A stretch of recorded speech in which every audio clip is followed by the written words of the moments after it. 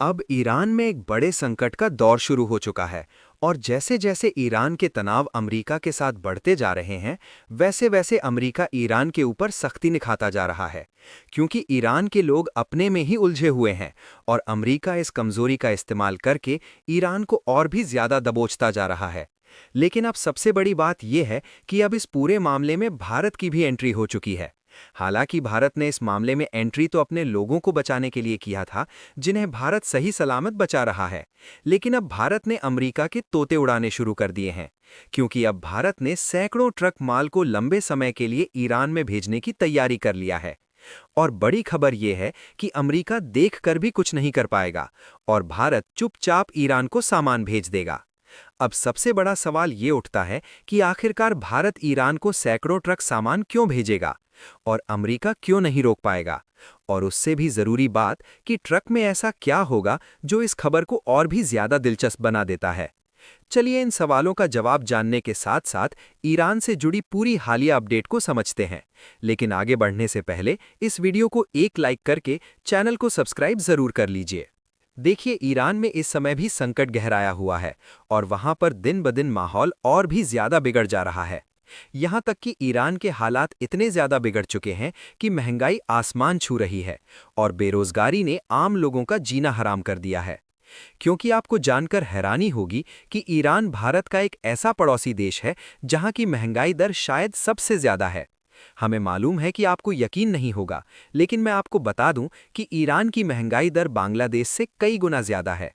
और आप अपनी स्क्रीन पर इन आंकड़ों को देखिए कि भारत की महंगाई दर जहां 1% से लेकर 4% के बीच है, वहीं भूटान, नेपाल, पाकिस्तान, यहां तक कि बांग्लादेश की भी महंगाई दर 7 से 9% के बीच देखने को मिलती है। तो ईरान की महंगाई एक अलग ही लेवल की करीब 35 से 40% के बीच पहुंच चुकी है। यही कारण है कि जनवरी 2026 तक ईरान में महंगाई यानी मुद्रास्फीति की स्थिति अत्यंत गंभीर बनी हुई है, जो देश के आधुनिक इतिहास के सबसे गहरे आर्थिक संकटों में से एक है। कई रिपोर्ट के अनुसार दिसंबर 2025 तक ईरान की 2 पॉइंट महंगाई दर 52.6% तक पहुंच गई है। अंतर्राष्ट्रीय मुद्रा कोष IMF ने अनुमान लगाया है कि वर्ष 2026 में औसत महंगाई दर लगभग 41.6% रहेगी। और सबसे ज्यादा समस्या की बात यह है कि ईरानी रियाल की वैल्यू ऐतिहासिक निचले स्तर पर गिर गई है। जनवरी 2026 में एक अमरीकी डॉलर की कीमत 14 लाख रियाल से अधिक हो गई है। कहने का मतलब ये है कि जब ईरान की करेंसी की तुलना विदेश में की जाए तो इसकी वैल्यू लगभग 0 रुपए हो चुकी है। यानी कि ईरान की करेंसी कोई लेना ही नहीं चाहता। लेकिन क्या आप जानते हैं कि ईरान की बर्बादी का कारण कोई और नहीं बल्कि अमेरिका है। वही अमेरिका जहां के प्रेसिडेंट ट्रंप आज ईरान को बार बार धमकी दे रहे हैं कि हम तुम पर 12 या 48 घंटे के भीतर हमला कर सकते हैं।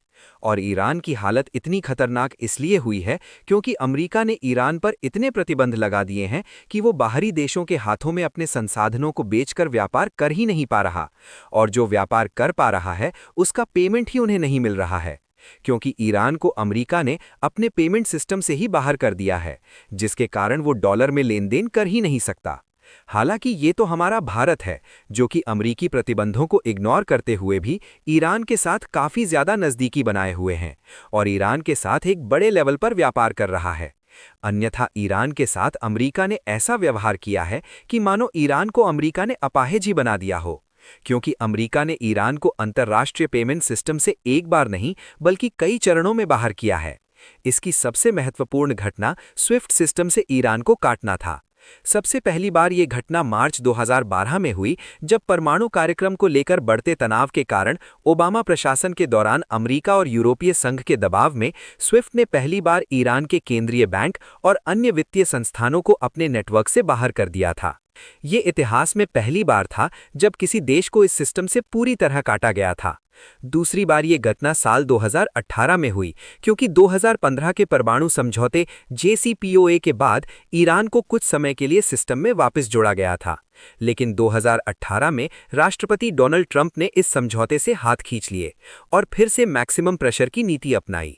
लेकिन इस बीच भारत और ईरान के बीच एक दिलचस्प घटना होती रही, क्योंकि इतिहास में ईरान भारत का एक बड़ा तेल आपूर्ति करता रहा है।